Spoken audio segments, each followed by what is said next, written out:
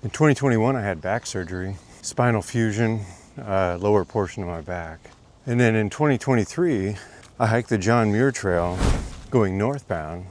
In 2024, I hiked about 350 miles on the PCT heading southbound through the High Sierras. Last year, I hiked all of the Tahoe Rim Trail counterclockwise and about 105 miles of it clockwise. And this year I'm getting ready to go hike the High Sierra Trail. I've been getting all my gear ready, and I thought this would be a good time to let everyone know about everything that I'm bringing with me on the High Sierra Trail. So I grew up hiking, and I'm not a young man. When I was younger, backpacks were easily in the 50 to 75 pound range. But I grew up as a kid hiking, getting all my gear at the Army Navy surplus store, and carrying my heavy pack into the woods. And on some level, it was even almost a badge of honor back then. You could even see this in that movie Mile and a Half, about that crew that's heading southbound on the John Muir Trail. At one point they do a weigh-in, and one of their packs is close to 75 pounds, which is just wild. So a lot has changed in backpacking over the years. And when I got ready for the John Muir Trail, I was watching a lot of those videos, but one thing a lot of those videos really focus on is this ultra light mentality.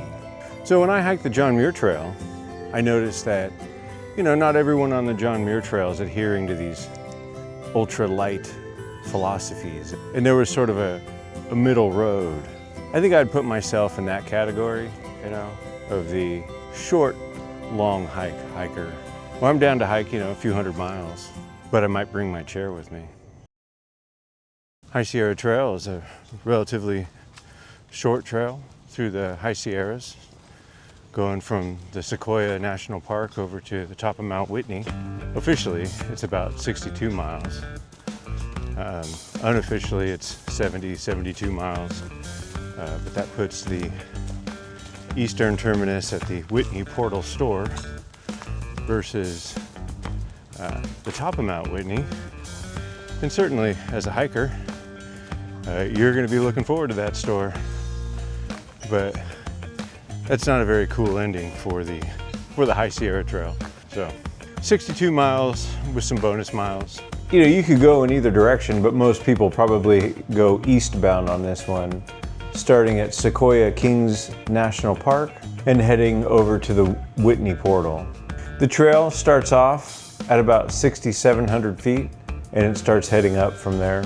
The highest Sierras are in the southern portion of the Sierra Nevada mountain range. And so the High Sierra Trail is really running east and west along some of the highest mountains in the Sierras. Those are where a lot of the 14,000 foot peaks are, 12 and 13,000 foot passes, and generally high elevation. So the trail is about 72 miles long, and including the exit out the portal, about 28 to 30 of those miles are going to be above 10,000 feet. I was doing some research online, and it looks like the average elevation is somewhere around 9,500 feet, but the median elevation isn't much lower at about 9,200 feet. So it's a generally high trail throughout.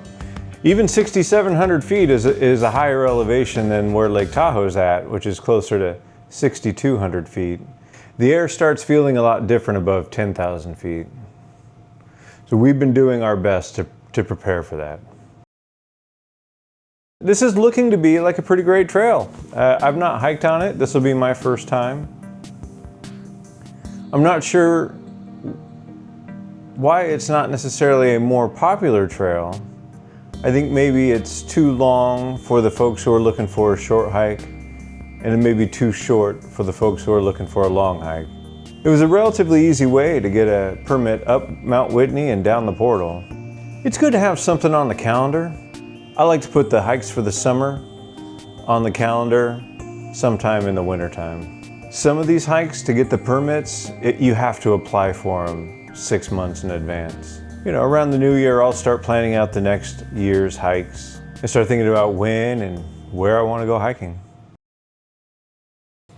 So one of the reasons I was thinking about the High Sierra Trail was I feel like I owe Mugshot another Whitney summit attempt at the very least, if not getting to the actual summit. As the last time we were in the area, I wasn't really feeling good about going to the summit. The conditions were a little windy. I had been sort of suffering along that whole trip. I just, personally, I didn't feel like doing it. I was okay with waiting at the junction there, Trail Crest, for Mugshot. She opted not to go hit the summit. That was in 2024. Then in 2025, Mugshot had done a section, about a 400-mile section of the PCT in the Mojave. I had really no interest in hiking the Mojave, and with kids and all that sort of stuff, it could be very difficult to take a month off and go hike around. So I opted not to join her in the Mojave last year. We did end up getting a High Sierra hike in, but really only for a couple nights. And that was to go get these missing miles that we had from our hike in 2024. But of course, on that last hike, there was still like 1 mile that we were shy that we needed to get. So this is just a part of the world that I feel like I need to get back there. We got to get back to the top of Whitney, and we have this missing mile that's just south of the PCT JMT junction outside of Crabtree Meadow. So the High Sierra Trail, that seemed like a good option. It was going to end at the top of Whitney. It was less than 100 miles, and it goes through some beautiful areas. So I do tend to go to the mountains quite a bit, but in the area where I live, going to the mountains means going to the Tahoe area for the most part. And although those mountains are, pretty tall, depending on what we're comparing them to, they don't really get above 10,000 feet all that much. The peaks in the area are above 10,000 feet, but that means even if you're hiking those mountains, you're only going to be in that zone above 10,000 feet for so long. So the hiking season for this year began pretty early. And so very early on, my focus started shifting from snowboarding, winter activities, to getting outside. So to the best of our ability, we did get up and do some hikes. I think it was back in March, I ended up hiking Horsetail Falls with Turtle and Mugshot, and that's a waterfall that's just below Pyramid Peak. Now, of course, as is the way things go sometimes, the snow melts, the resorts close, everybody goes home, we start thinking about summertime, and then the snows come back for an April snow just to blanket the trails for a little bit longer. And that's definitely what happened this year. As far as getting ready for the trail physically, for the most part, I try to stay active throughout the year. My back surgery was probably about 4 years ago at this point. So I try not to think about it as, a limiting factor. But I will say that, my body has places that will speak to me from time to time. And that's, typically my back, my left knee, and my left ankle. My preparation is probably different than how a lot of other people's preparation would look. I do try to mix in a lot of rucking, which is just walking around the neighborhood with a 20-pound backpack. There have been years when I've leaned more into rucking, and I will say that does seem to be one of the better activities I can do to get ready for a hike. I have gone running, and I do mix running into my overall routine, but if I'm not on a dirt trail, I really am not trying to run all that much. I think that for me, that pavement, the concrete, just doesn't feel good to go running on. I do enjoy the cardio, so I will get on my bike and I'll kind of get my cardio that way. I used to be more into biking, going out on, 5-6 hour rides. And in these days, it's more like a 45-minute or maybe an hour-and-a-half ride every once in a while. I also go climbing at the gym. I wouldn't say I'm a great climber. I have spent some time climbing outside, but most of my time I spend in the gym, and it's fun. I would say for me, climbing has been a good fit for hiking. You're definitely going to be thinking about your footwork, and with hiking, it's good to have good footwork. And your balance, it never hurts to have good balance.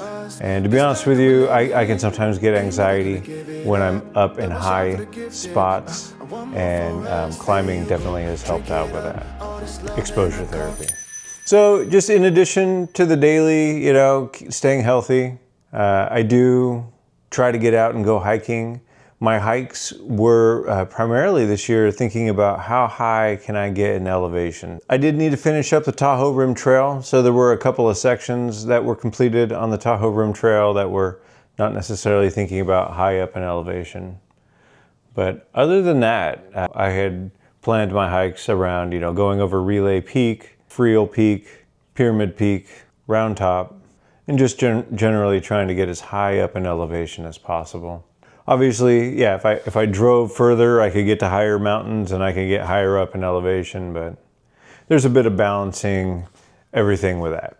I do anticipate that there will be some adjustments that my body are going to go through when we get up in higher elevation. Physically, I feel like I'll be able to do this hike. Technically, I'll be able to do this hike. There is always the factor of elevation, which is really difficult to train for.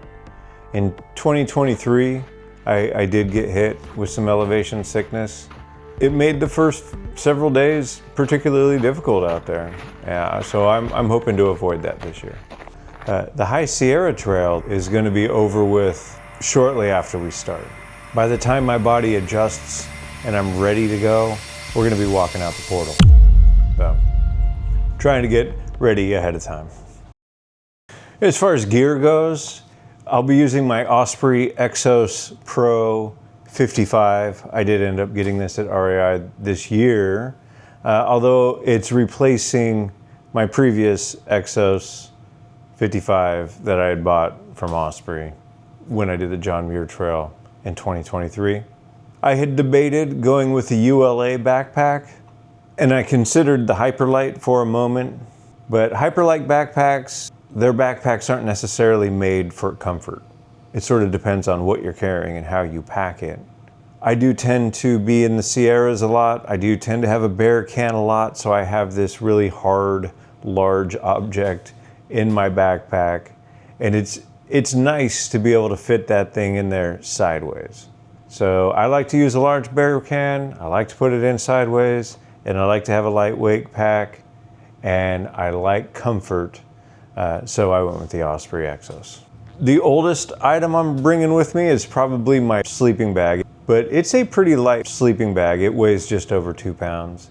Although I did lose the compression, I did lose the compression sack that it came in, and so it probably takes up more space in my pack than it would if I compressed it down. I probably should get a new sleeping bag, but for now this one's fine. I use a sleeping bag liner from Sea to Summit that gives me about 10 extra degrees. So it's a 20-pound bag, or it's a 20-degree bag with the liner in there,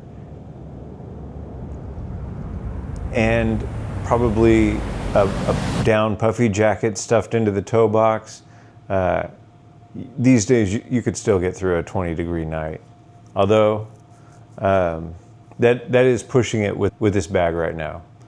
We are going to be hiking in August. I figure I'll be all right. I actually have a chair that I hike with. I have been mocked for this chair, but the chair is also pretty cool. I am going to be bringing my chair. I debated whether or not to bring my chair, but Mugshot actually is going to be bringing her chair, and so I can't have Mugshot bringing her chair and me not bringing my chair. So chair's coming. I am bringing my own tent. I have a 2-person Nemo tent. You know, as far as the trail gear that I'll be wearing, as far as the clothes and any extra warm items that I'm going to be bringing with me, those are all going to be the exact same things that I've had all year long. So running shoes, sun shirt. I do carry some pants with me, but I rarely wear pants when I'm out on the trail. As far as, you know, jackets are concerned, I'll have a rain jacket and a puffy jacket. And then I am bringing a fleece. I did debate whether or not to bring the fleece. I do consider it sort of an optional layer, but I have a pillowcase. It's like a little hiking pillowcase, and it's designed to just take a fleece or a jacket or a clothes of some sort. You stuff it into this pillowcase. Voila, you have a pillow. I'm going to be bringing that along with me, along with a blow-up pillow. I do like to be comfortable when I'm sleeping.